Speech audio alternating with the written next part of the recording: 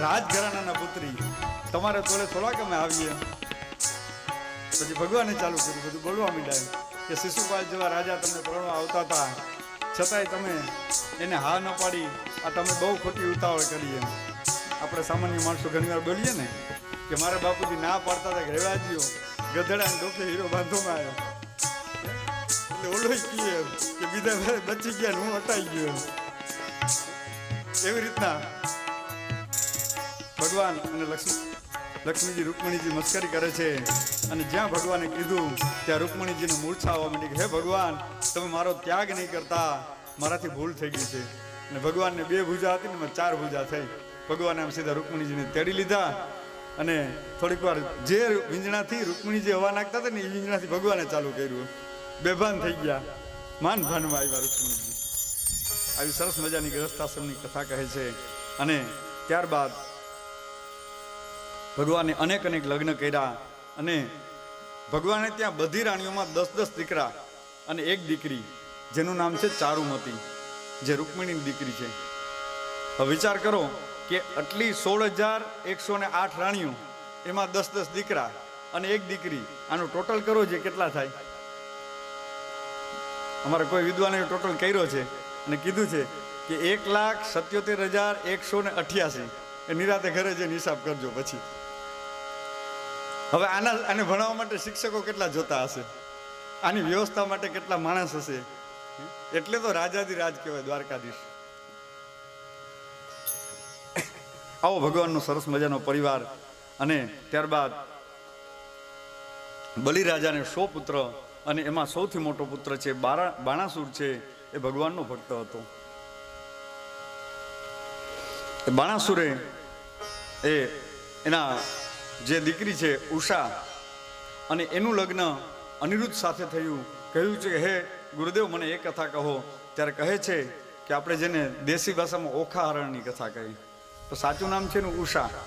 ઉષા અને અનિરુદ્ધનું હરણ જે લગ્નની કથા છે એ કથા કહે છે. ઉષાના આમ તો 3 વખત લગ્ન થયા.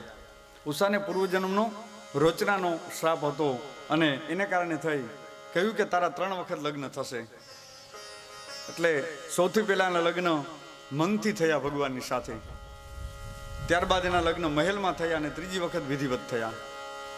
એટલે ઉષાએ મનથી ભગવાનને સ્વામી માની લીધા હતા. અને એને રોજ ભગવાનના જ સપના આવે, રોજ ભગવાનનો જ વિચાર કરે.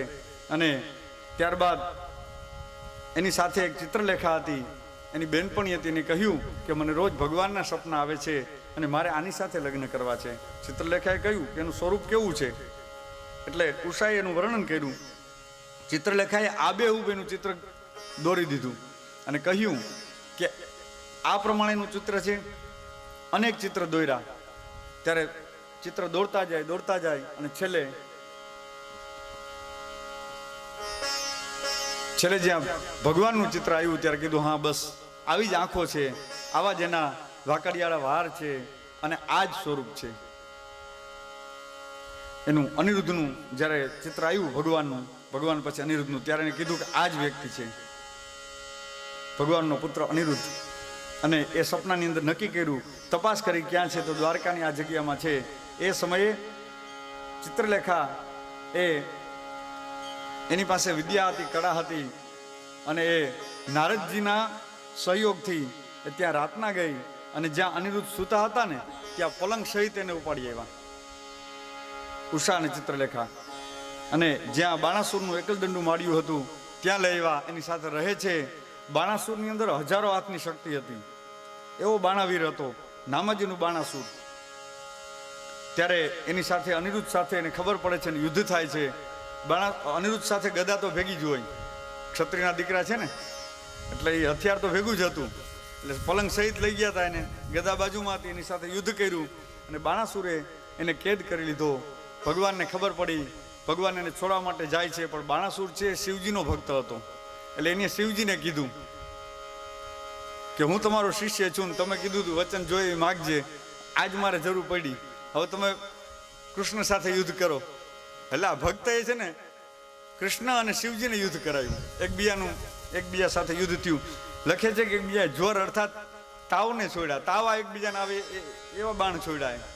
અને અંતે બંને ભગવાને લીલા કરી અને એ લીલા પૂર્ણ કરી યુદ્ધની અને બાણાસુરને મારી અને ત્યાં એનું સરસ મજાનું વિધિવત લગ્ન કરાયું મહેલની અંદર. આવી રીતના એના લગ્ન થાય છે.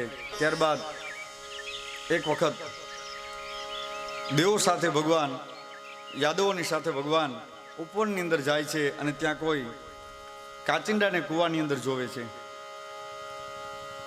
કહે છે કે પૂર્વજન્મનો શાપિત હતો. પેલા ગોવાળિયાએ કીધું કે અહીં કોઈ કાચિંડો રહે છે. ત્યારે ભગવાને કીધું કે કોણ છે, ચાલો બતાવો. જોયું તો એની અંદર પેલો કાચિંડો ત્યાં ઊભો હતો અને ભગવાને એમને એ શ્રાપમાંથી મુક્ત કર્યો. કહ્યું કે ભાઈ,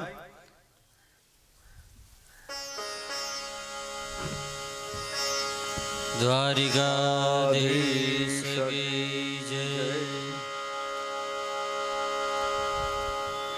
તારે તને પૂર્વજન્મનો શાપ થયો છે. ભગવાને એમનો ઉદ્ધાર કર્યો અને કથામાં કહે છે કે એ નૃગ રાજા હતો પૂર્વજન્મનો. એને બહુ અભિમાન હતું, દાન બહુ કરતો હતો, પણ દાન કરતો ત્યારે એને અભિમાન આવતું. અને કેવું કેવું એને દાન કર્યું છે. લખે છે શાસ્ત્રમાં, યાવત્ય સિકતા ભૂમેર યાવત્યો દિવિ તારકાહ યાવત્યો વર્ષધારાશ્ચ તાવતી દદાસ્મગાહ. કહે છે કે જ્યાં જેમ જમીનની અંદર જે નદીની અંદર રેતીના કણ હોય જેટલા હોય એટલું મેં દાન કર્યું છે. કહે છે ભૂમિની અંદર જેટલા રજકણ હોય એટલું મેં દાન કર્યું છે. દિવિ તારકા, જેમ આકાશની અંદર રાત્રિના તાળા છે કોઈ ગણી ન શકે એટલી ગાયોને મેં દાન કર્યા છે. અરે યાવત્યો વર્ષધારાશ્ચ, જેમ વરસાદની ધારાઓ પડતી હોય ને એ જે જલના બિંદુ પડતા હોય ને કોઈ ગણી ન શકે એટલી મેં ગાયોના દાન કર્યા છે. અને કેવી ગાય તો કહે છે પયસ્વિની તરુણી શીલ રૂપ ગુણો પ્રપન્ના કપિલા હેમ શૃંગી નાન્યાર જીતા રૂપ્ય ખુરા સવત્સા દુકલ માલા ભરણા દદાવહમ. કેવી ગાયોના દાન કર્યા તો કહે છે કે એમ નહીં કે હાલો ગાય આપણે એટલા વર્ષ રાખીને પછી વહુકી જાય, ક્યાંય કામ ના આવે તો કે હાલો આ હાડુભાઈને દઈ દઈએ. એવી રીતના નહીં. એમ પયસ્વીની દૂધની ગાય અને સોનાની ખરી, સોનાના શિંગડાથી મઢી, રૂપાની ખરી, મોતીથી એનું પૂંછડું મઢે અને સરસ મજાના આખી હીરા માણેકથી એની ઝૂલું બનાવે. આવી રીતના અને સવત્સા વાછડા સહિતની ગાયોના અસંખ્ય ગાયોના દાન કર્યા. અને એનો અભિમાન હતું. ને એક વખત એવું બન્યું કે એકને એક ગાય છે એ 2 વખત 2 બ્રાહ્મણને દાનમાં અપાઈ ગઈ. બન્યું એવું કે ગાયને દાનમાં આપી, પછી ગાય ચરવા ગઈ અને ચરી અને જે બ્રાહ્મણને આપી હતી એના ઘરે ન ગઈ. જેની પાસે જે પેલા જે બ્રાહ્મણને આપી હતી એને ત્યાં એ તો પશુ છે એને થોડી ખબર પડે, એક દિવસમાં ભૂલી ગયું હોય. બીજા બ્રાહ્મણને જ્યાં પેલા આપી હતી એને ત્યાં ગઈ. પેલો બ્રાહ્મણ અને 2 મળ્યા. કહે છે કે આ ગાય ક્યાંથી તું લઈ આવ્યો? તો કે ગાય તો મારી છે, મને રાજાએ દાનમાં આપી. પેલા ધણમાં ભળી ગઈ. આ બ્રાહ્મણ કહે કે ગાય મારી છે, મને નૃગ રાજાએ આપેલી છે. કહે છે નહીં, તું ખોટું બોલે છે, આ મને આપેલી છે. ત્યારે બંને રાજા પાસે જાય છે. કહે છે રાજા, તું એકને એક ગાયનું 2 વખત દાન કરે છે, તું નર્કની અંદર જાયશ. જા, તું કાચિંડાની અંદર વારંવાર આ રંગ બદલે ને તું કાચિંડો બની જાયશ. એટલે હજી જો આપણે કકરાજ કુંડ દ્વારકાની અંદર કહેવામાં આવે છે એ કુંડની અંદર એ રહેતો હતો. ભગવાને ત્યાં એમનો ઉદ્ધાર કર્યો. બ્રાહ્મણોએ શ્રાપ આપ્યો, એના શ્રાપમાં પણ કલ્યાણ. કહ્યું કે હે ભૂદેવ, મારાથી ભૂલ થઈ ગઈ, કંઈક અનુગ્રહ કરો. તો કહ્યું કે ભગવાન દ્વારકાધીશ છે, તારા ઉપર કૃપા કરશે. ને કૃષ્ણ અવતારની અંદર આ ભગવાને એમનો ઉદ્ધાર કર્યો છે. તો અહીંયા કહેવાનું હેતુ એ છે કે આપણે કોઈ પણ વસ્તુ કોઈને આપીએ ને તો એનું ધ્યાન રાખવું, કોઈનું દિલ ન દુભાય. કોઈ પણ દાન કરવું તો અભિમાનથી દાન ન કરવું. એટલે હવેલી પુષ્ટિ સંપ્રદાય છે એનો એક શબ્દોને બહુ ગમે, ભેટ. તમે સપ્રેમ ભેટ આપો તો એનું તમને અભિમાન ના આવે. દાનનું પણ કદાચ કોઈ દિવસ અભિમાન આવે.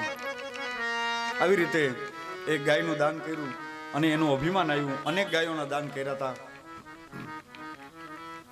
અને કહે છે કે બ્રાહ્મણનું ધન, ગૌશાળાનું ધન, ધર્મનું ધન એ કોઈ પણ લઈ લઈએ તો એ ધન છે એ કોઈ દી વ્યક્તિને પચતું નથી. આની અંદર લખ્યું છે નાહમ હલાહલમ મન્યે વિષમ યસ્ય પ્રતિક્રિયા બ્રહ્મસ્વામી વિષમ પ્રોક્તમ નાસ્ય પ્રતિવિધિર ભુવિ. હળાહળ ઝેર છે એને પચાવવા માટેની, એને ઉતારવા માટેની દવા છે, એની વિધિ છે. પણ બ્રહ્મસ્વામી વિષમ પ્રોક્તમ, કોઈ બ્રાહ્મણનું ધન લઈ લઈએ કોઈ દેવતાઓનું ધન લઈ લઈએ તો નાસ્ય પ્રતિવિધિ ભૂવી, આની કોઈ બીજી પ્રતિક્રિયા છે જ નહીં, એ ભોગવવું પડે છે.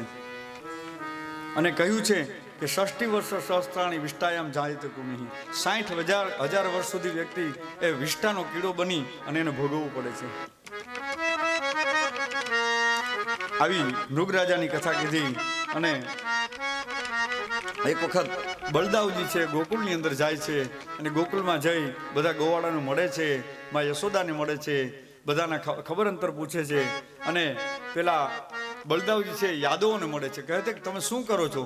તો કે બસ અમે આપણે જેમ વૃંદાવનની અંદર ગાયો ચરાવતા હતા એ પશુપાલન કરીએ છીએ. તો કે હવે માત્ર તમે પશુપાલન ન કરો અને તમે ખેતી કામ કરો તો તમારા જીવનની અંદર વિકાસ થશે. તો એ કહે છે કેવી રીતના કરવું? એટલે બળદાવજીએ છે એ હળ મુસળ લઈ અને નેર ગારી અને જમણેજની અંદર એ નેર પદ્ધતિ ચાલુ કરી. અત્યારે બધી જગ્યાએ નેર પદ્ધતિ છે ને, એ શરૂઆત બળદાવજીએ કરી.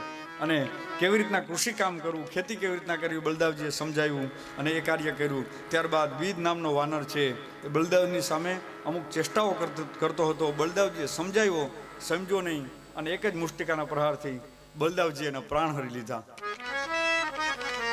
બીજ નામના વાનરનો ઉદ્ધાર કર્યો અને દુર્યોધનની પુત્રી લક્ષ્મણા છે એનો સ્વયંવર થયો. ભગવાન શ્રી કૃષ્ણના પુત્ર સાંબે એ લક્ષ્મણાનું હરણ કર્યું. એનું હરણ કરવા ગયો એ સમયે દુર્યોધનને ખબર પડી ગઈ કે આ મારી દીકરીનું હરણ કરવા માટે આવ્યો છે. એટલે દુર્યોધન વગેરે જે કૌરવો હતા એ બધાએ મળી, રાજાઓએ મળી અને સામને પકડી લીધો. અને એ ખબર દ્વારકાધીશને પડી એટલે એ સમયે તરત જ દ્વારકાધીશ ત્યાં આવ્યા. પેલા દાઉજી ત્યાં આવ્યા અને દાઉજીએ સમજાવ્યા એને કે ભાઈ તું મારા દીકરાને છોડી દે. પણ એ દુર્યોધન સમજો નહીં. દુર્યોધન સમજો નહીં એટલે દાઉજીએ હળને મુસળને યાદ કર્યા અને આમ હળ ભરાવી અને હજી આમ થોડુંક હળ ભરાયું હસ્તિનાપુરમાં. ત્યાં આમ હસ્તિનાપુર ત્રાસું થઈ ગયું અને ભીષ્મ જેવા રાજા બેઠા હતા કે મૂરખ, ઓ તગડો તને વેવાય મળે છે તો દીકરી દઈ દે ને. હે ઓલાએ કીધું દાઉજીએ કે તું આને છોડી દે અને તારી છોડી દે, તો એ સમજો નહીં. પછી ભીષ્મ આદિ રાજાઓએ કીધું, દેવોએ કીધું કે આ આવો તગડો વેવાય છે તો આને તું દઈ દે, અને નહીતર હમણાં ઓલા બેનો જેમ તાવડીની અંદર રોટલો આમ કરીને ઉથમો નાખે ને એમ હસ્તિનાપુરનું ઉથમું નાખી દે, વાર નહીં લાગે. એટલે પછી એ ભીષ્મ આદિના કહેવાથી દુર્યોધને એની દીકરી લક્ષ્મણાનું એમની સાથે શામ સાથે લગ્ન કરાવ્યું. એ સરસ મજાની કથા કહી. અને ત્યારબાદ અનેક કથાઓના કહેતા સુખદેવજી હવે રાજસુ યજ્ઞની કથા કહે છે કે પાંડવોએ રાજસુ યજ્ઞ શા માટે કર્યો? પાંડુ રાજાની મુક્તિ માટે થઈ અને પાંડવોએ સરસ મજાનો રાજસુ યજ્ઞ કર્યો. આ રાજસુ યજ્ઞની અંદર જરાસંધે કેદ કરેલા જે રાજાઓ હતા એને ભગવાને છોડાવ્યા છે અને એવો રાજસુ યજ્ઞ કર્યો. એવા યજ્ઞ તો અત્યારના આ સમયમાં જોવા પણ ન મળે. મોટો યજ્ઞ કર્યો. એની અંદર સરાવત નામનો મંડપ લેવા, અનેક દિશાઓની અંદર બધી દિશાઓથી દિગ્વિજય કરવો પડે, બધા રાજાઓને જીતવા પડે. અને એ સમયે જરાસંધ એવો હતો કે એને જીતવો બહુ કઠિન હતો. એટલે ભગવાને ભીમ અને અર્જુનને સાથે લીધા અને જરાસંધને ત્યાં જાય છે મગધ દેશની અંદર. અને એ પેલા જરાસંધના જે રાજ્યની અંદર કેદ જે રાજાઓ હતા ને એની ભગવાનને પત્ર લખ્યો, હે ભગવાન તમે અમને છોડાવો. એટલે બે કાર્ય હતા. ભગવાન તેમને છોડાવવા માટે પણ ગયા અને રાજસુ યજ્ઞના હેતુથી ત્યાં ગયા. અને એ સમયે વિચાર કર્યો કે હવે જરાસંધ પાસે જાવું તો કેવી રીતના જવું? સીધો જાય તો ઓળખી જાય. એટલે જરાસંધ દાન બહુ કરતો. સવારના પરમાં ઉઠી અને જે વ્યક્તિ જે માગે ને એને આપે, આવો દાનવીર હતો જરાસંધ. અને એ જરાસંધે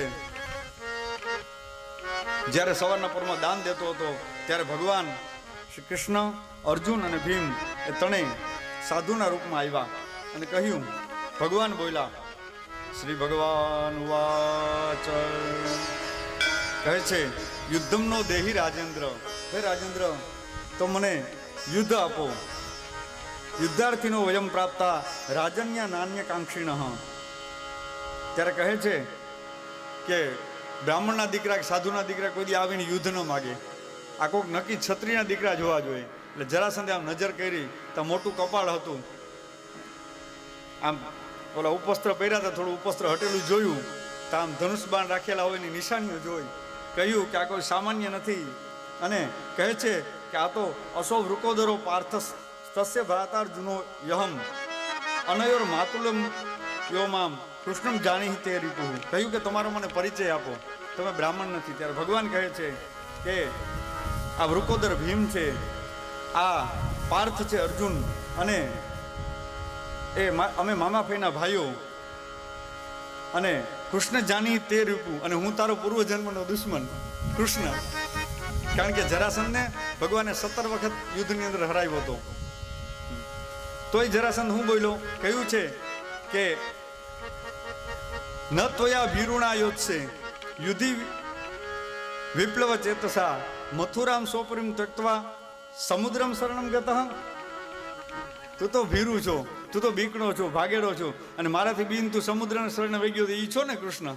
ભગવાન કેલા 17 વખત ટકો કરીને પાછો મોકલી દીધો, ઈ તે ના કીધું એમ. અને 18મી વખત તું બ્રાહ્મણોનું સૈન્ય લઈને આવ્યો હતો, એટલે બ્રાહ્મણ ઉપર હું ક્ષત્રિયનો દીકરો, મારા હાથ ન ઉપાડવો પડે એટલે હું ભાગી ગયો હતો. છતાંય તું મને એમ કે છો? ભગવાન કે કંઈ વાંધો નહીં, અહીંયા આપણા કાર્ય સિદ્ધ કરવા માટે આવ્યા. કહ્યું છે કે અયમ તું વયસા તુલ્યો નાતિ સત્વો નમે સમહ અર્જુન ન ભવેત યોદ્ધા ભીમસ તુલ્ય બલો મમ. કહે છે કે અર્જુન છે ને એ તો હજી મારા માટે નાનો કહેવાય, એ છોકરું કહેવાય. ભીમસ તુલ્યો બલો મમ, ભીમ છે ને એ મારા જેવો બળવાન છે. એટલે ભીમને કીધું કે તું આવી જાય મારી સામે યુદ્ધ કરવા માટે. એટલે ભીમે ભગવાન સામું જોયું, એટલે આ જરાસંધ હોડી, અને મને હવે હોડીનું નારિયેળ બનાવ્યો, તમે બે હટી ગયા સાઈડમાં. ભગવાને કીધું જરાસંધ હોડી નહીં, હોડી તું ને જરાસંધ નારિયેળ બનશે એ કે. એમ કરીને ભીમને સમજાવ્યો, અને રોજ યુદ્ધ થાય, કેટલા દિવસ સુધી યુદ્ધ ચાલે. રોજ સાંજે આવે, અને ભીમ આવે ત્યાં થાકી જાય. અમારા કથાકારો કહે કે ભગવાન છે એ ભીમના વાહામાં હાથ ફેરવી દે, કે ભગવાનના હાથમાં અમૃત હોય ને, એટલે અર્જુન એના હાથ પગ દબાવી દે. વળી ભીમને પાછો એકદમ પ્રોત્સાહન આપે, કહે છે કે તું જેને મારી નાખીશ, અને તારા સમાન બીજો કોઈ બળ્યો નથી. અને બીજે દિવસે વળી પાછો ભીમ યુદ્ધમાં જાય, અને વળી એટલી ગદાઓ જરાસંધની ખાય. ભગવાન કંઈક રસ્તો કરો. રોજ એ યુદ્ધ ચાલુ થાય. અને એક વખત તો એવું બન્યું, અમારે કથાકાર કહે કે જરાસંધ અને ભીમનું યુદ્ધ હાલતું હતું, અને ભગવાન શ્રી કૃષ્ણ અને અર્જુન બે ફરવા આવ્યા ગયા બગીચામાં. એ કે આને તો રોજનું થયું, આ તો કેટલા દી હાલે, 27-28 દિવસ સુધી યુદ્ધ ચાલે એમ છે. અને યુદ્ધ પૂરું થયું, સાંજનો સમય થવા આવ્યો, કૃષ્ણ અને અર્જુન આવ્યા ને, તો ભીમ છે એ થેલી ભરતો હતો. ભગવાન કે કાં? તો કેલા હું અહીંયા યુદ્ધ કરું, તમે બે બગીચામાં ફરવા આવી જાય. ફરવા થોડાક આવ્યા, જરાસંધની ગદાઓ ખાઈ ખાઈને મારો વાહો ભાંગી ગયો, અને તમે બે ફરવા આવ્યા જાઓ, મારે અહીંયા નથી રહેવું કે. ભગવાન કે નહીં, હવે તને કંઈ નહીં થાય, તું ચિંતા કરમાં, અને આવતીકાલે હું કહું ને એ પ્રમાણે તું યુદ્ધ કરજે. હવે તારે જરાસંધની ગદા નહીં ખાવી પડે, જરાસંધ તારી ગદાઓ ખાશે. અને ભગવાન એને બતાવ્યું કે જ્યારે હું તારે સામું જોઉં ને ત્યારે તું એને ગદા મારજે, એવી રીતના ગદાનો પ્રહાર કરજે, અને એના શરીરના 2 ભાગ થશે, અને હું તને જ્યારે ઈશારો કરું ને એ પ્રમાણે શરીરને તું ફેંકી દેજે. એટલે જરાસંધ અને ભીમનું યુદ્ધ થયું, એકબીજાના ગદાના પ્રહારો ચાલુ થયા, એકદમ ભીષણ યુદ્ધ થયું.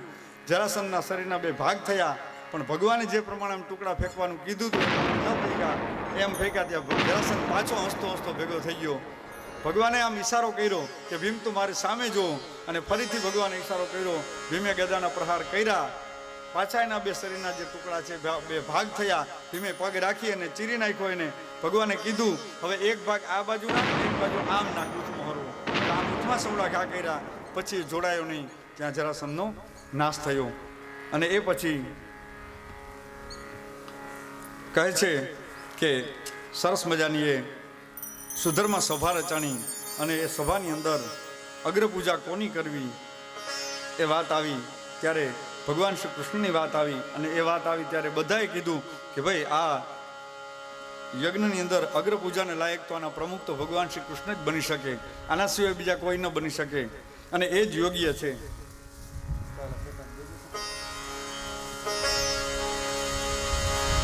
કહે છે કે આને યોગ્ય તો ભગવાન શ્રી કૃષ્ણ છે, અને જરાસંધનો પુત્ર શિશુપાલ છે. શિશુપાલે એનો વિરોધ કર્યો છે અને ભગવાનને 100 ગાળો આપી અને ભગવાને એનો નાશ કર્યો છે. દ્વારિકાધીશ કી જય. કૃષ્ણ કનૈયા લાલ કી જય. ભાગવત ભગવાન કી જય.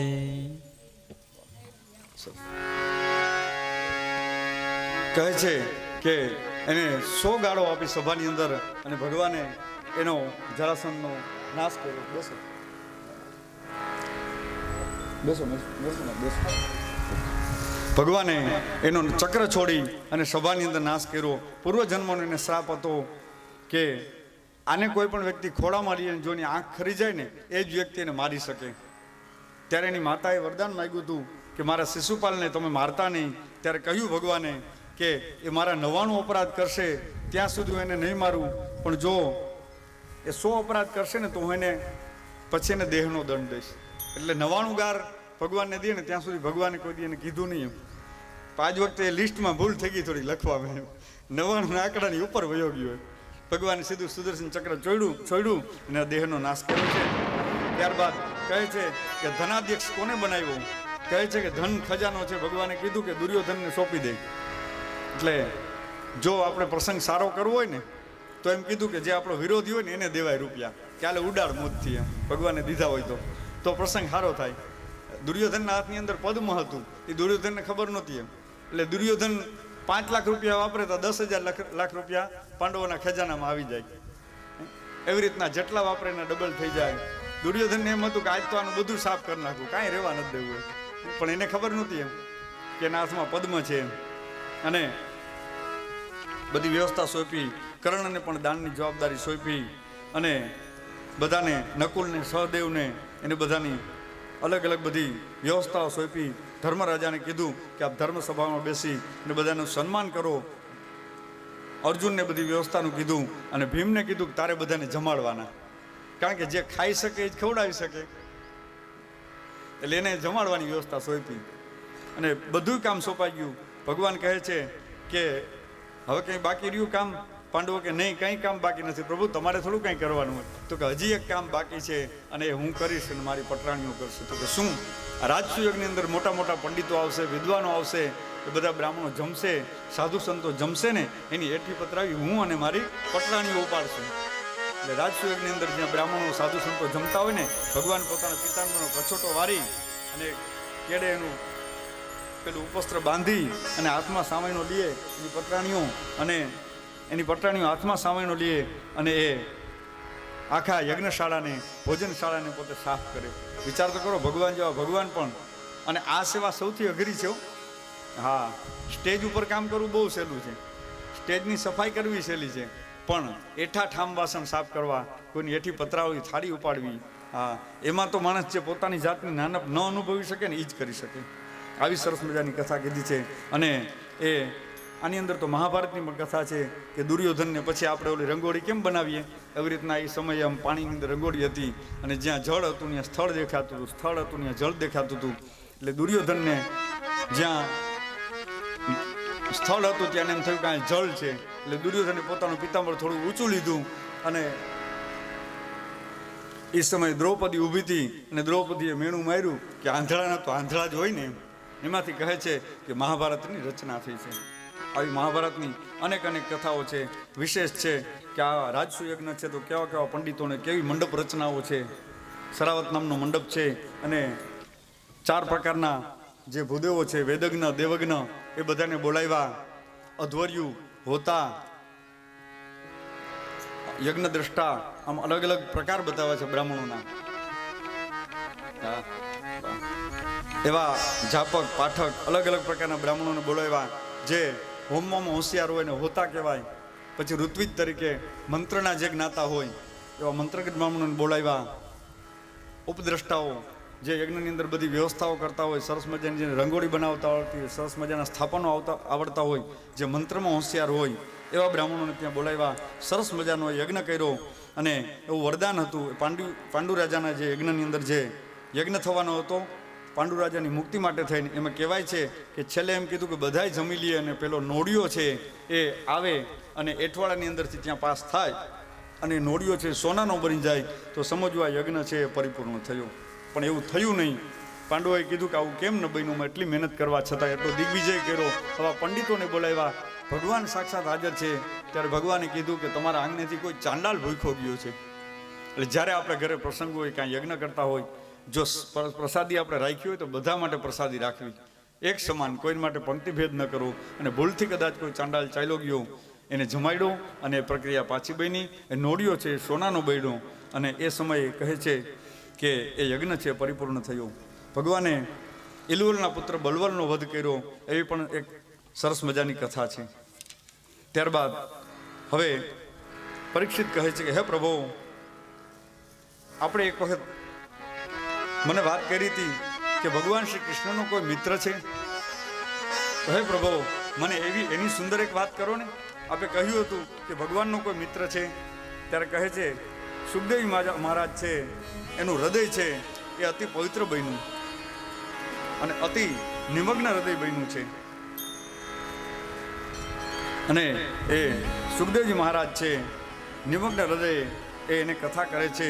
રાજાનો પ્રશ્ન છે, ભગવાન યાની ચાન્યાની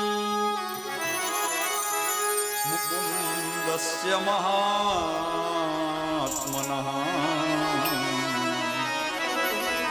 વીર્યાણી અનંત વીર્યસ્ય શ્રોતુમિચ્છામહે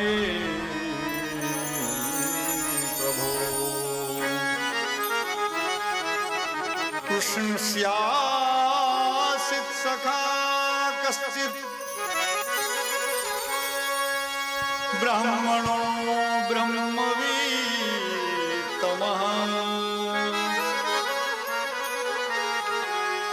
વિરક્ત ઇન્દ્રિયાર્થેષુ પ્રશાંતાત્મા જીતેન્દ્રિયઃ.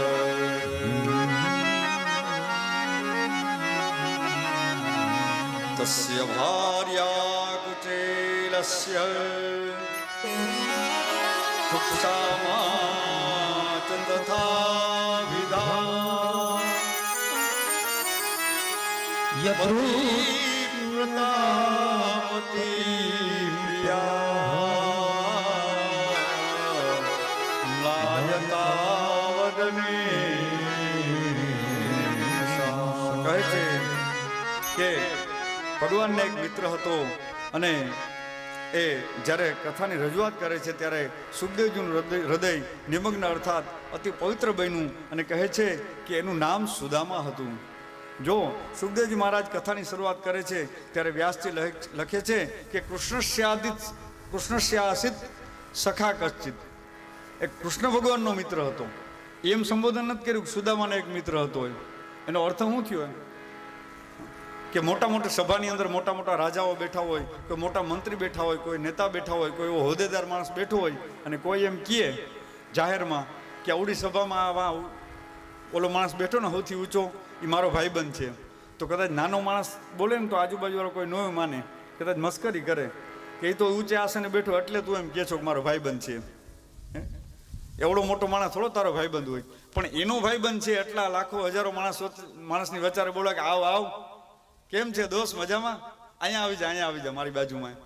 ત્યારે સમજવાનું કે એ પ્રૂફ થઈ જાય એનું પ્રમાણ. એમ સુખદેવજી કહે છે કે કૃષ્ણ ભગવાનનો એક મિત્ર હતો. અને કોણ હતો? કહે છે કે સુદામાજી હતા. એને એક સુશીલા નામની એમની પત્ની હતી. એમનો પરિવાર એ પોરવેલા ગ્રામ પોરબંદરની અંદર એ રહેતા હતા. અને એની સરસ મજાની કથા છે. એ કહે છે સુદામાજી એ બ્રહ્મ તેજથી પરિપૂર્ણ હતા, ખૂબ જ વિદ્વાન, જેને માત્ર બ્રહ્મમાં જ જેના વિચારો લીન હતા, જે બ્રહ્મનો જ વિચાર કરનારા હતા. સુદામાજી છે આખો દિવસ બસ ભગવાનનું ભજન કરે, ભગવાનના નામનો જપ કરે, ત્રિકાળ સંધ્યા કરે અને બસ ભગવાનને જ યાદ કરે, ભગવાનનું જ સ્મરણ કરે, બીજું કોઈ કાર્ય નહીં. સમયાંતરે એવો સમય આવ્યો, ધીમે ધીમે એના ઘરની અંદર કંઈ અન્ન ખાવા ન રહ્યું. અને એ સમયે એમની પત્ની છે એનું નામ છે સુશીલા, પણ એનું જેવું નામ છે એવા જ એમાં ગુણ છે. સુશીલાજી છે એ એકદમ સુશીલ છે, પતિવ્રતા છે. એ ક્યારેય સુદામાને કહેતા નથી કે આપણા ઘરમાં કાંઈ નથી તો તમે શા માટે બેઠા બેઠા ભગવાનનું ભજન કરો છો, માળા પકડીને બેઠા, અને જો આવું જ તમારે કરવું તો તમે શા માટે મારી સાથે પરણ્યા, શા માટે લગ્ન કર્યા, એવું ક્યારેય મેણું નથી મારતા. એ પણ ભગવાનનું હાલતા ચાલતા કામ કરતા કરતા ભગવાનનું ભજન કરે. અને એવો સમય આવ્યો, ઘરની અંદર કાંઈ ન રહ્યું. ધીમે ધીમે તો એ બંને જણા ઉપવાસ કરવા માંડ્યા. 1 દિવસ 2 દિવસના ઉપવાસ થયા. એના છોકરા છે નાના નાના, એ અન્ન માટે થઈને ટળવડે. સુશીલાજી છે એ છોકરાઓને કહે કે છોકરાઓ તમે થોડી વાર બહાર રમી આવો, હમણાં રસોઈ બની જશે. અને પેલા પાણીની અંદર લોટ નાખી લોટ ડોવે અને એને ગરમ કરવા ચૂલા માથે તપેલું મૂકે, હમણાં રસોઈ થઈ જશે, હમણાં રસોઈ થઈ જશે. છોકરા થાકી અને સૂઈ જાય. આવી પરિસ્થિતિ આવી, છતાં કોઈની પાસે કાંઈ માગતા નથી. એક વખત સુશીલાજી છે એ સુદામાજીની બાજુમાં આવીને ઊભા અને કહ્યું કે નાથ, આપને જો ખોટું ન લાગે તો મારે એક વાત કરવી છે. સુદામાજી કહે છે કે કહો. ત્યારે કહે છે કે આપના એક કોઈ મિત્ર છે, મેં વાત સાંભળી હતી તો મને કીધું હતું કે મારા મિત્ર છે, અને મિત્ર છે એ દ્વારકાની અંદર રહે છે, અને દ્વારકાધીશ આપના મિત્ર છે એવી તમે મને વાત કરી છે. કહે છે કે હા એ મારો મિત્ર છે. તો કહે છે તો આપ દ્વારકા જાઓ ને. એટલું બોલે ત્યાં સુદામાજી કહે છે એટલે તું મને કેવા શું માગે છે? તો એમ કહે છે કે એની પાસે માગવા જાઉં. સુશીલાજી કહે છે અરે નાથ, હું તમને ક્યાં કહું છું તમે એની પાસે માગવા જાઉં, પણ એ દ્વારકાનાથ છે, હું તમને એની પાસે માગવાનું નથી કહેતી, તમે એના દર્શને જાઓ. અરે આપણે એમના દર્શન કરી લઈએ ને તો આપણું જીવન ધન્ય બની જશે. તમારા મિત્ર છે, તમે એના દર્શને તો જાઓ. અને બીજું, હું તમને માગવાનું નથી કહેતી, હું મારા માટે કાંઈ નથી કહેતી, હું તમારી પત્ની છું, એમ આ છોકરાઓની માં પણ છું ને, મારી એ પણ ફરજ છે. સુદામાજીને કહ્યું કે આપ દ્વારકાધીશના દર્શન કરવા જાઓ. અને સુદામાજીને વિચાર આવ્યો કે મારો મિત્ર છે, ઘણા વર્ષ સુધી હું મળ્યો નથી, પણ કહ્યું કે હું એની પાસે માગવા નહીં જાઉં. ફરીથી સુશીલાજીએ કીધું હું આપને માગવાનું નથી કહેતી, માત્ર આપ દર્શન કરવા જાઓ. ત્યારે સુદામાજી કહે છે કે હું એના દર્શને જાઉં તો એને માટે શું લઈ જાઉં? અરે હું એનાથી મોટો છું, મોટો ભાઈ છું, હું જઈશ તરત એના છોકરા મોટા બાપુ એમ કે મારી સામે દોડશે, હું શું આપીશ? સુશીલાજી કહે છે કે નાથ, એ ચિંતા ન કરો, એ હું વ્યવસ્થા કરી દઈશ. આજુબાજુમાં ધનવાન શેઠ સાવકાર લોકો રહેતા હતા. વારંવાર કહેતા હતા કે સુશીલાજી, આપણે ગમે ત્યારે કાંઈ જરૂર પડે ને તમે મૂંઝાતા નહીં, અમે છીએ. સુદામાજી, તમે કોઈ દિવસ ચિંતા ન કરતા, તમે ભગવાનનું ભજન કરજો. પણ કોઈ દિવસ એક સમયે પણ ક્યારેય પણ કાંઈ માગ્યું નહીં. આ સમયે સુશીલાજીને વિચાર આવ્યો, માત્ર એ 4 મુઠ્ઠી પૌવા, અને એ પણ કાચા પૌવા. એ કીધું કે મને તમે આપો, અને એ પણ હું તમને થોડા દિવસમાં પાછા આપીશ. એ કેવી રીતના લીધા? તો કહે છે કે બહેનોને જેમ ઓચિંતાના મહેમાન આવી જાય અને ઘરની અંદર ચા કે ખાંડ કે કોઈ વસ્તુ ખાલી થઈ જાય તો વાટકી વ્યવહાર હોય ને, 2 વાટકી ભરી આવે ને પાછી 2 વાટકી આપી દે ભરીને હરખી. તો એવી રીતના સુશીલાજી છે એ લઈ આવે છે અને સુદામાજીને પૌવાની પોટલી બનાવી દે. સરસ મજાની સુદામાજીના હાથમાં લાકડી, ભગવાન માટે થઈ, મળવા માટે થઈ. અને એ સુદામાજી છે એ હવે તૈયાર થયા છે.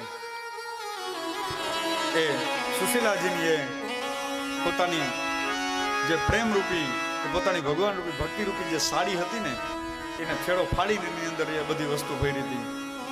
અલગ અલગ રંગબેરંગી સાડી, ઓમ કલરફુલ સાડી નહીં, પણ એ સાડીની અંદર એટલા થીગડા હતા એને કારણે અલગ અલગ બધા રંગ પૂરાઈ ગયા. એમાં સુશીલાના પ્રેમ રૂપી થીગડા હતા, સુશીલાના શીલ રૂપી થીગડા હતા, સુશીલાના વિચારો રૂપી થીગડા હતા. એ સુદામાજીને પોટલી બાંધી દીધી. સુદામાજી ચાલ્યા છે. કહે છે જુઓ સુદામાજી દ્વારિકામાં જાય છે, જુઓ સુદામાજી દ્વારિકામાં જાય છે.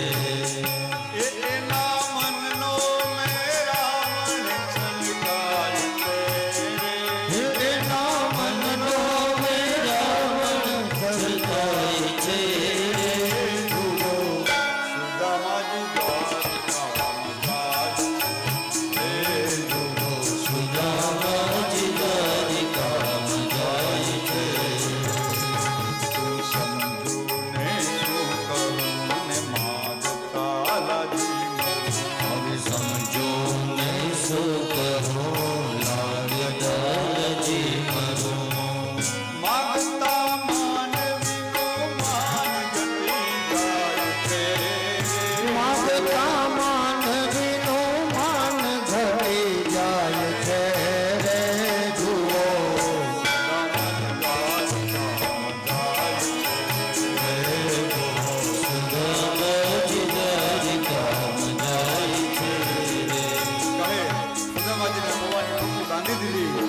બાજુ પણ એક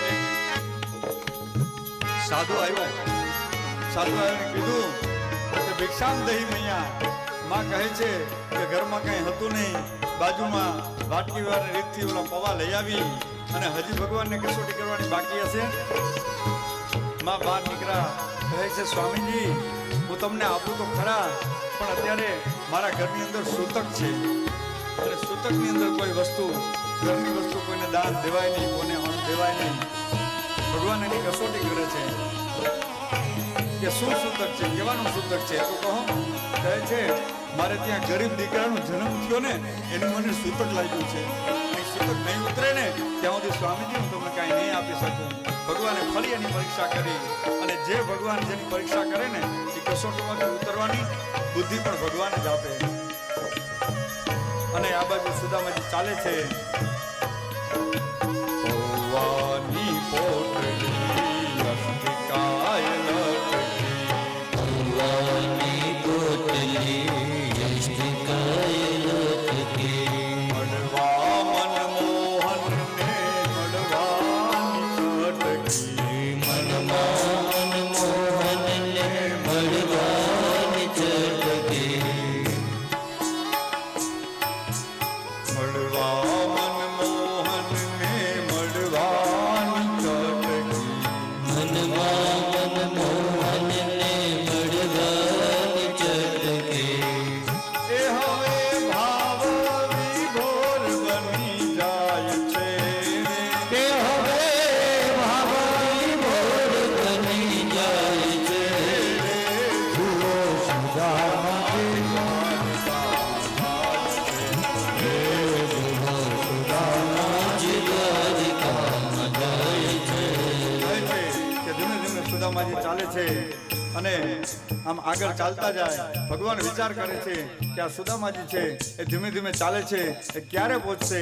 ભગવાને ગરુડને મોકલો અને ગરુડને કહ્યું કે જાઓ તમારી પાંખ ઉપર ચડાવી અને સુદામાજીને લઈ આવો તમે.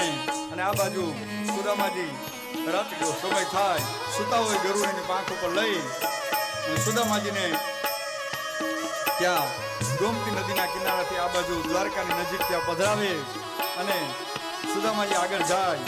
એક કોઈ રસ્તાની અંદર વટે માર્ગો મળે છે. સુદામાજી પૂછે છે, એને મળે છે, જય શ્રી કૃષ્ણ કરે છે તો કે જય શ્રી કૃષ્ણ. કહે છે જય દ્વારકાધીશ તો કે જય દ્વારકાધીશ. કહે છે કયું ગામ આવ્યું તો કે તમને ખબર નથી તો કે ના.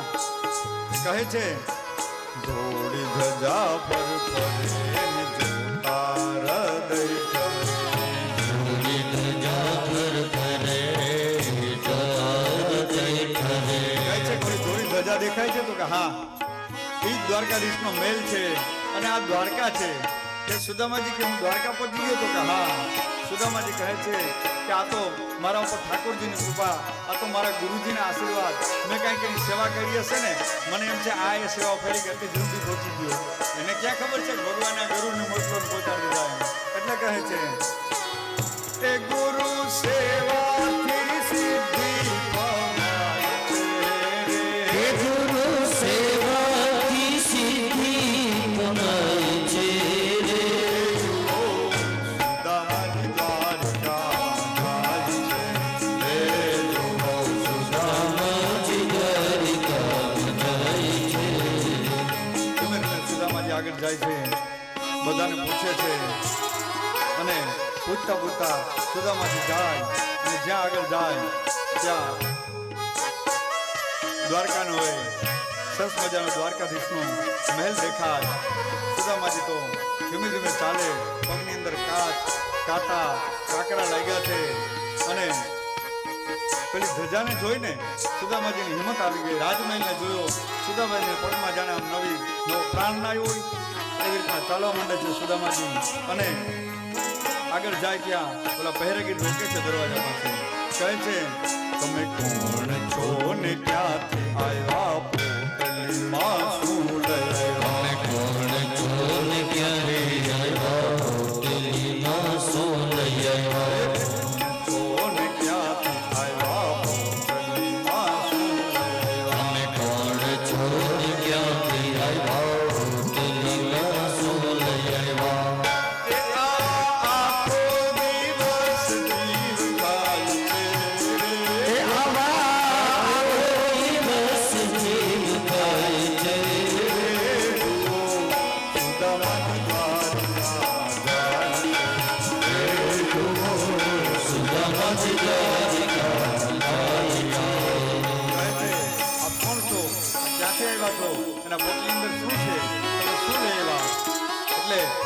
ફરજ છે ચોકીદાર તરીકેની પહેરેગીર તરીકેની પૂછે છે ત્યારે સુદામાજી કહે છે કે હું પોરબંદરથી આવું છું, મારું નામ સુદામા છે, હું ભગવાનનો મિત્ર છું.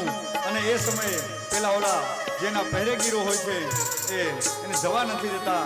કહે છે કે આ વસ્ત્રોમાં કંઈ ઠેકાણા નથી. આ ધોતી જે પહેરેલી છે ઉપરનો છે એ ફાટી ગયો છે અને તમે એમ કહો છો કે હું દ્વારકાધીશનો મિત્ર છું. અરે અહીં તો ભાઈ ઘણા દાન લેવા માટે આવે છે, ઘણા બધા વસ્તુ લેવા માટે છે આવે છે. તમારે કંઈ જોતું હોય ને તો તમને આપી દે. અત્યારે બપોરનો સમય થઈ ગયો, હવે દ્વારકાધીશ મળે ના પાડી દે છે, મનાઈ કરે છે. ત્યારે સુદામાજી કહે છે કે તમે મને એક વખત તો એમને મળવા દો. હું સાચી વાત કરું, એમનો મિત્ર છું. આ ઓના જેવી વાત છે કે કરોડપતિનો દીકરો ખોટો હીરો પહેરી નીકળે ને તો શંકા ન કરે, અને ગરીબ માણસ છે કદાચ સાચો હીરો પહેરી નીકળે તો એ માણસ વાતો કરે કે હવે આની પાસે થોડું સાચું હોય, કાંઈ ખોટું પહેર્યું હશે. એમ પહેરેગીર વાત માનતા નથી.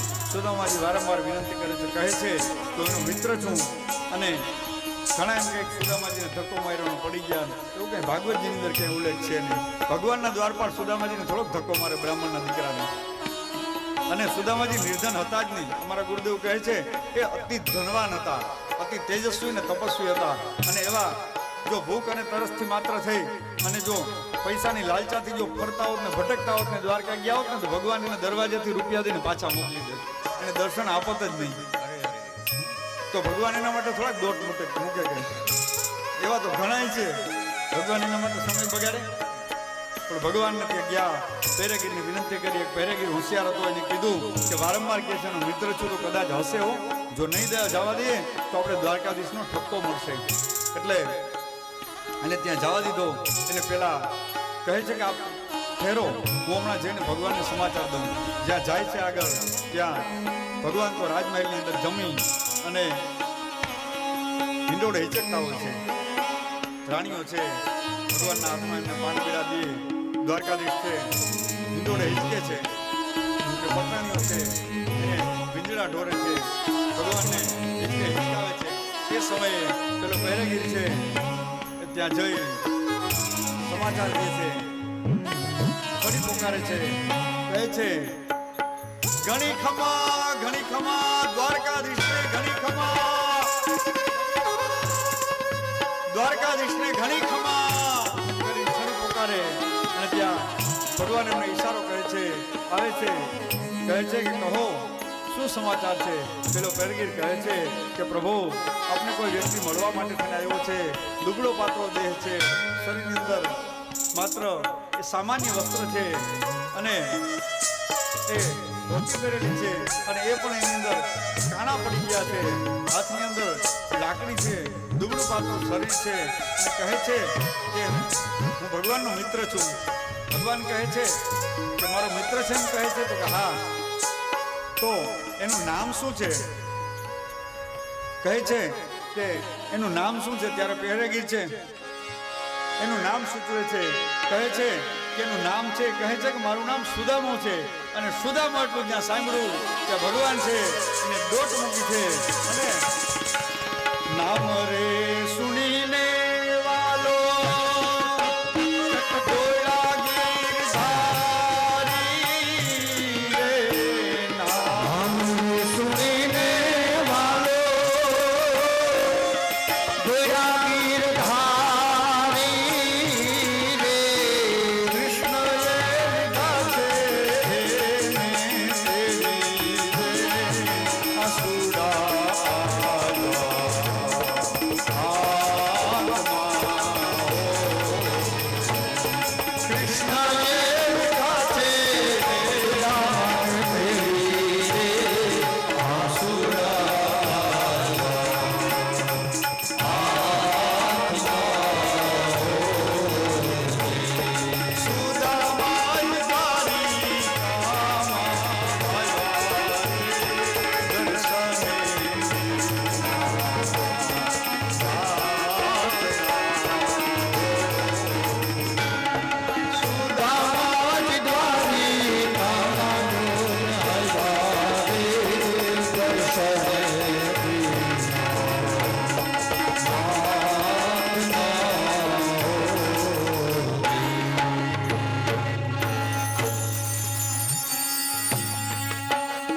છે કે સુદામાજીનું નામ સાંભળ્યું, ભગવાને આમ દોટ મૂકી, અરે ભગવાનનો ઉપરનો છે એ બાજુમાં પડ્યો રહ્યો, ચાકડી બાજુમાં પડી રહી, ભગવાને ચાકડીને પહેરી નહીં, અને તરત કહે છે કે માત્ર નામ સાંભળ્યું, અને નામ સાંભળી અને સીધા દોડી અને ક્યાં ગયા છે, સુદામાને બાથ મારી લીધી, સુદામાએ કૃષ્ણને બથ ભરી અને એકબીજાને આલિંગન કર્યું છે.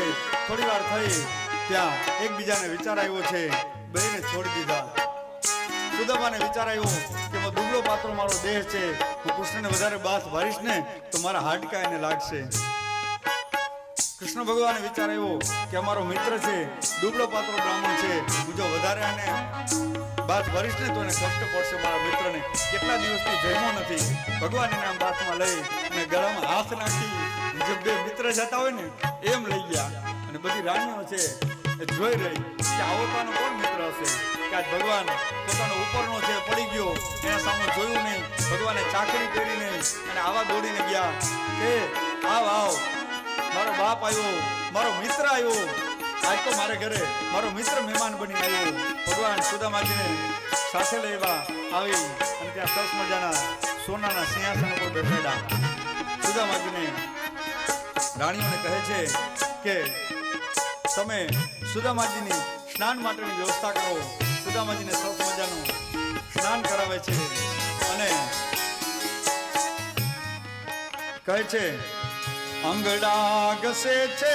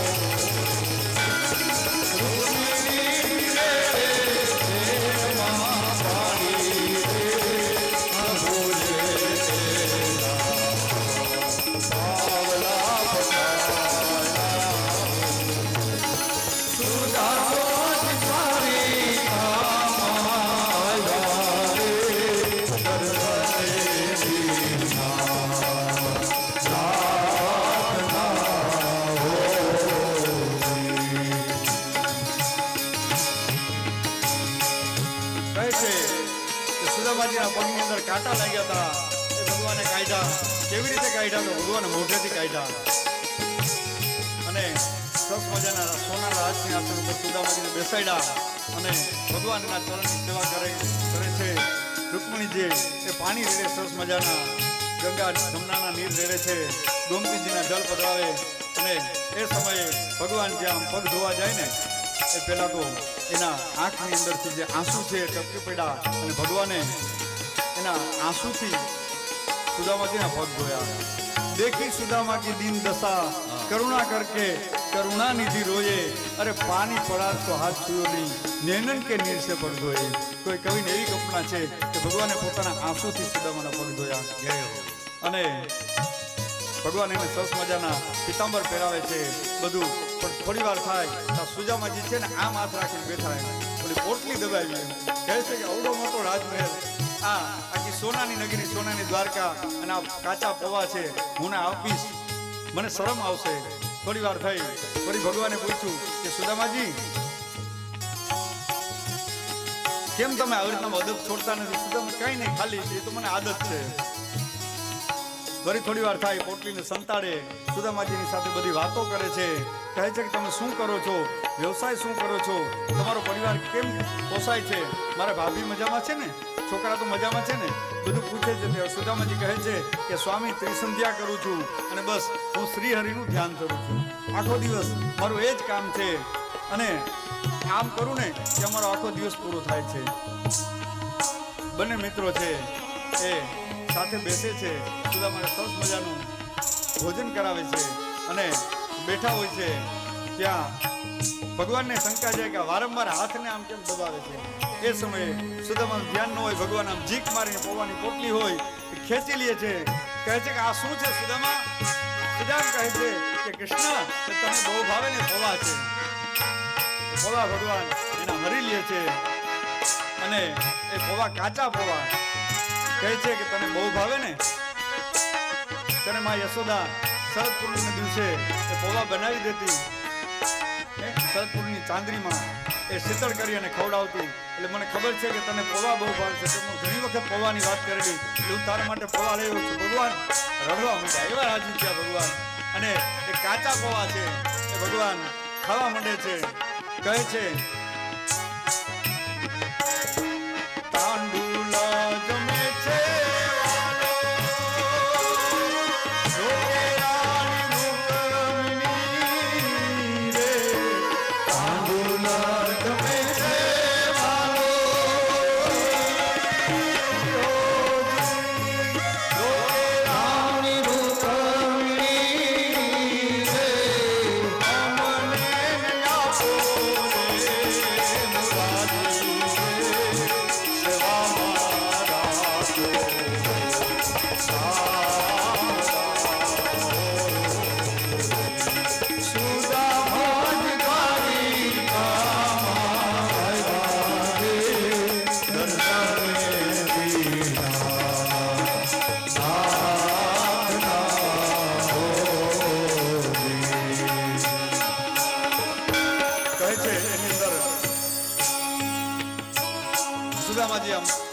બેઠા હતા. ભગવાન જીપ મારીને પૌવા લઈ લીધા અને કાચા પૌવા છે ભગવાન આળગવા માંડ્યા. અને ત્યારે રૂકમણી આખી પંતરાણીઓ છે એ જોવે છે. એક જ્યાં પૌવાની મુઠ્ઠી ભરીને ત્યાં ભગવાને છે ને સુદામાને પોતાની પાસે જેવી ને તો રાજમહેલ પોરબંદરની બનાવી દીધો. બીજી જ્યાં પૌવાની આમ પોટલીમાંથી આમ મુઠ્ઠી ભરી ત્યાં દાસીઓ સેવકો બધું ત્યાં હાજર થઈ ગયું. અને જ્યાં ત્રીજી મુઠ્ઠી ભરવા જાય ને ત્યાં રૂકમણી હાથ પકડી ગયો, નાથ હવે રહેવા દેજો, આ તો કરુણાનો સાગર, જેવા બેસે ને ત્યારે પાછું વળી જોવે નહીં. ખબર હતી રૂકમણીને જો હવે આ પૌવાની મુઠ્ઠી ખાધી ને તો અમારે એની સેવા કરવા જવું જોઈશે. રૂકમણીએ હાથ પકડી દીધો કે સ્વામીનાથ અમને હવે નહીં છોડતા તમે. આવી સંપત્તિ છે કે સુદામાજીને ખબર પણ નથી. આ બાજુ બંને મિત્રો હિંડોળે હિંચકે છે, વાતો કરે છે, કહે છે કે સુદામા તમે લગ્ન તો કર્યા તો કે હા, એ તો તમે મને હા પાડી, પણ કહો તમારી પત્નીનું નામ શું છે, મારી ભાભીનું નામ તો બતાવો. કે સુદામાજી શરમાઈ ગયા, નીચું જોઈને કહે છે કે એનું નામ સુશીલા છે. કેમ બોલે છે? કૃષ્ણ ભગવાન કહે કે વાહ, એનું નામ સુશીલા છે? તો કે હા, બહુ સરસ નામ છે. તો એના જેવું નામ છે એવા જ એનામાં ગુણ હશે? તો કહે છે હા, એવા જ ગુણ છે. અને આ બાજુ પછી સુદામાજી પૂછે છે પેલા તું જ મને બધું પૂછ્યા રાખે, મારો તો વારો આવવા દે. મિત્ર છે ને, તું ક્યારે કહી શકે કે તારું તો તું કે બધું મારું જ પૂછ્યા રાખે છે, તે લગન બગન કઈ કર્યા કે નહીં? ત્યારે ભગવાન કહે કે આ બધી માયા જોવો છો ને એ બધું ઈ જ. તો કે હે આટલી બધી? તો કે હા, કે હજી તો 25% જ છે, બાકી તો 75% તો અંદર રાજમહેલમાં છે, અલગ અલગ મેલમાં. શું વાત કરે કનૈયા? તો કે હા, બને એકબીજાના સુખ દુઃખની વાત કરે છે. મિત્ર મળે ને, એક ગામની અંદર વિદેશથી ભાઈ એનો મિત્ર આવ્યો, વર્ષો જૂનો મિત્ર, 25-30 વર્ષથી મળ્યા નહોતા.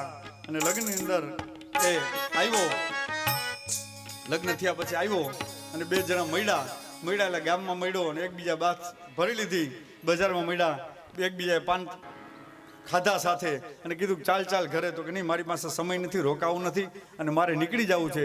તો કે બધી વાત સાચી, પણ યાર તું કેટલા વર્ષે આવ્યો, તું મારો જીગરજાન મિત્ર, એટલા વર્ષથી વિદેશ વયો ગયો, તો હું તને યાદ કરતો, તું મને સંભાળતો. તો કે હા, આજનો દિવસ તું રોકાઈ જા, આજની રાત રોકાઈ જા, કાલે તારે જવું હોય ગમે ઉતાળો હોય, તું તને 5 વાગ્યાની બસમાં વહેલો હું તને બસમાં ચડાવી દઈશ, પણ આજ તો તારે રોકાવું જ જોશે.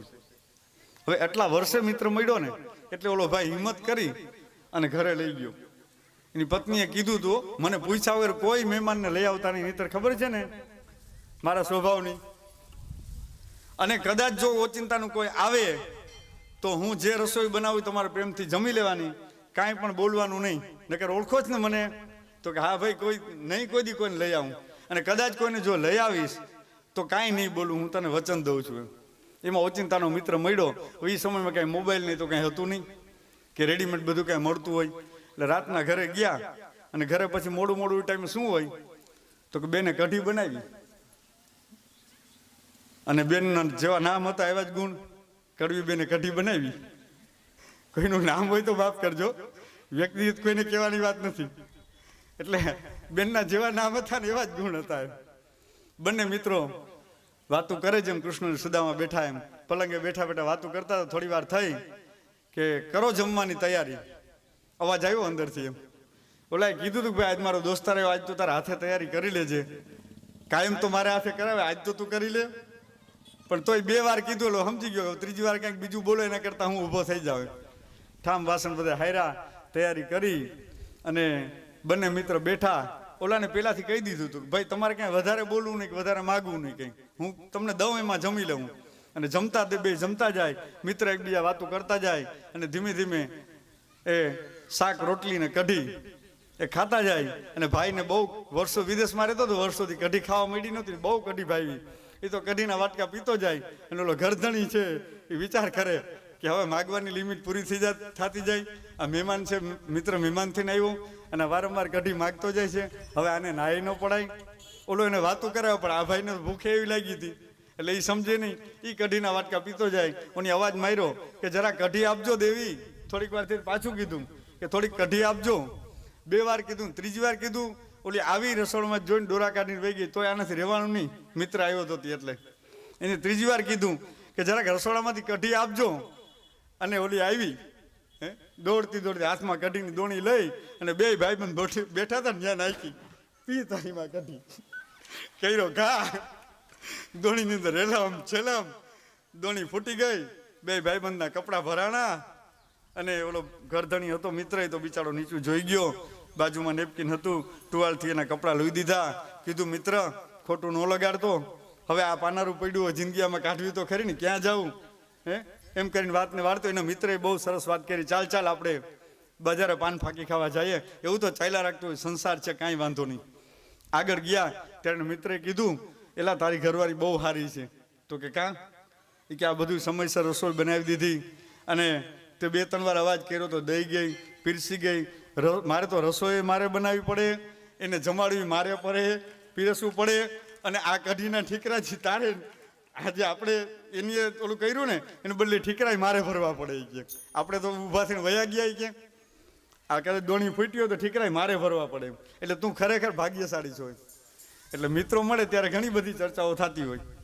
એમ સુદામાજી અને કૃષ્ણ મળ્યા, અનેક પ્રકારની ચર્ચાઓ થાય છે, અનેક વાતો કરે છે. આ બાજુ સુદામાજીને ચિંતા થાય કે મને આવા રાજઘરાણીની અંદર 56 ભોગ ભગવાન જમાડે છે, મારી પત્નીનું શું થતું હશે. સુદામાજીને ભગવાને ઈશારો કર્યો કે સુદામાજી ચિંતા ન કરો. ભગવાને અહીં માયા કરી થોડા દિવસ સુદામાજીને પોતાનું ઘર યાદ ન આવવા દીધું. આ બાજુ ગરુડને ભગવાને ઈશારો કર્યો હતો કે જાઓ તમે સુદામાજીને 56 ભોગ ત્યાં ધરાઈ આવો, મેવા મિષ્ટાનને એને જમાડો. આ બાજુ રાજમહેલની અંદર સુદામાજીના પત્ની સુશીલા, એના સંતાનો છે, એ દરરોજ હવે તો દિવસે દિવસે સારી સારી વાનગીઓ જમે છે. અને પછી કહે છે કે સુદામાજી એક વખત એમની ભગવાનની માયા જોવા માટે પણ કહે છે. એવી પણ એક કથા છે. પેલા સમુદ્રની અંદર કિનારે કહે છે કે આપણે નાના હતા ત્યારે ડૂબકી દાવ રમતા અને કૃષ્ણ તું અનેક પ્રકારની જે ડૂબકી મારતો અને તારે તું પરબ્રહ્મ છો એ મેં વાત સાંભળ્યું છે, તારામાં 64 કળાઓ છે, તો મને તારી માયા દેખાડ. એ સરસ મજાની માયાની કથા છે. પણ હવે અત્યારે સમય ઓછો છે, એ ક્યારેક એવો સમયને સંજોગ હશે ત્યારે એ કથા પણ આપણે સાંભળશું. અને પછી ફરી બંને મિત્રો આવે છે. થોડા દિવસ સુદામાજી રોકાય છે. અને આ બાજુ ભગવાને પ્રભુએ પવા હાર્યા અને ભક્તનો તો ભૂપ કર્યા. એના જીવરાજ પિતાંબર ગુણ ગાય છે. અમારા જીવરાજ કાકા, જીવરાજ પિતાંબર, એની સરસ મજાની આ રચના કરી. અને જ્યારે સુદામાજી જવાની તૈયારી કરે છે ત્યારે કહે છે કે હવે કૃષ્ણ હું રજા લઉં. કૃષ્ણ કહે કે હા જાઓ. એને એમ હતું કે હજી મને કહે કે 1-2 દી રોકાઈ જાય સુદામાને. કહે છે કે ના જાઓ. ત્યારે સુદામાજી જવાની તૈયારી કરે છે. હાલતા થાય ત્યારે કૃષ્ણ બોલાવે છે, એ સુદામાજી ઇધર આવો. તો કાં? આ પિતાંબર પહેર્યું ને એ કે આપતા જાઓ, આ તમારું નથી, કે આ પિતાંબર મારું છે. કારણ કે આખું પિતાંબર સોનાના તારવાળું છે. સુદામાએ વિચાર કર્યો, એલા લોભિયા, આ આવડું મોટું દ્વારકાનો નાથ છો અને તારા પિતાંબરમાં જીવ ગયો, હાલે મારે કાંઈ નથી જોતું. સુદામા કહે હું ક્યાં લેવા આવ્યો હતો? આમે એ કે હું તો તારા દર્શન આવ્યો હતો. રાણીઓ વિચાર કરે છે, અરે ભગવાન એટલો મોટો રાજમહેલ છે, આવું બધું છે, અને ભગવાનને એટલો લોભ જાગ્યો. આ બ્રાહ્મણના દીકરા પિત્તંબર પહેર્યું હતું, એ કઢવી લીધું ને એની પાછી ધોતી આપી દીધી. ત્યારે ભગવાને રાણીઓને ઈશારો કહે છે તમને શું ખબર કે આ ધોતીની અંદર સુદામાએ કેટલા કરોડ જપ કર્યા છે? આ ઉપસ્ત્ર ધોતીની અંદર કેટલા જપ કર્યા છે? અને એને ચાખડી હતી સુદામાને પહેરવા આપી, થોડા દિવસ થયા એ પણ ભગવાને લઈ લીધી. ખુલ્લા પગે ભગવાને હલાવ્યા. કહ્યું છે કે જેટલા ડગલા મારા આ દ્વારકા ભૂમિની નગરીમાં આજુબાજુ રસ્તાની અંદર સુદામાના પડશે ને, બધી ભૂમિ પવિત્ર થઈ જશે. એટલે ચાખડી પણ ભગવાને પાછી લઈ લીધી છે. આવો ભાવ છે. અને સુદામાજી તો કઈ માગવા નહોતા ગયા, અને મિત્રતા એને જ કહેવાય. સુદામાજીએ કાંઈ પ્રત્યક્ષ માગ્યું નહીં, ભગવાને કાંઈ પ્રત્યક્ષ આપ્યું નહીં, ભગવાને પરોક્ષ રીતથી એને ખબર ન પડે એ પ્રમાણે આપ્યું, એને જ મિત્ર કહેવાય.